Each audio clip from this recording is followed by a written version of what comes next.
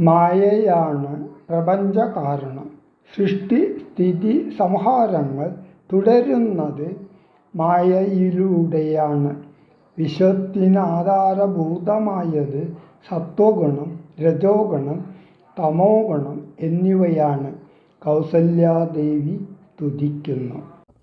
നമസ്തേ ദേവാദേവ ശംഖചക്രാബ്ജാധര. നമസ്തേ വാസുദേവ മധുസൂദന ഹരേ. നമസ്തേ നാരായണ നമസ്തേ നരകരേ. സമസ്തേശ്വര ശൗരേ നമസ്തേ ജഗൽപദേ. നിന്തിരുവടി മായാദേവിയെ കൊണ്ടു വിശ്വം സന്തതം സൃഷ്ടിച്ചു രക്ഷിച്ചു സംഹരിക്കുന്നു. സത്വാദിഗുണത്രയം ആശ്രയിച്ചെന്തിന്നിതൻ നുത്തമന്മാർക്കു പോലും അറിവാൻ വേലയത്രേ.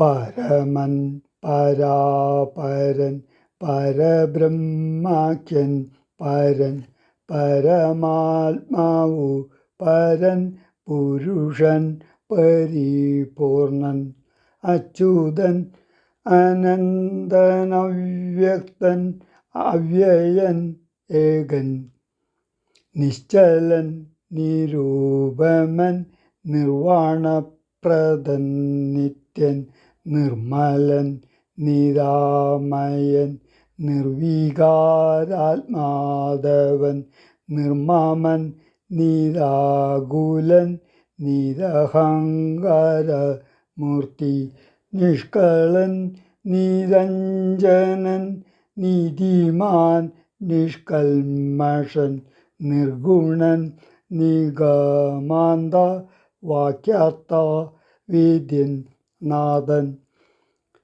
നിഷ്ക്രിയൻ നിരാകാരൻ നിർജ്ജര നിഷേവിതൻ നിഷ്കാമൻ നിയമീനാം ഹൃദയ നിലയനൻ അദ്വയൻ അജൻ അമൃതാനന്ദൻ നാരായണൻ വിദ്വന്മാനസ പത്മ മധുപൻ മധുവൈരി സത്യജ്ഞാനാത്മാ സമസ്തേശ്വരൻ സനാതനൻ സത്വസഞ്ജയ ജീവൻ സനകാദിബി സേവ്യൻ തത്വാർത്ഥ ബോധാരൂപൻ സകല ജഗന്മയൻ സത്താമാത്രകനല്ലോ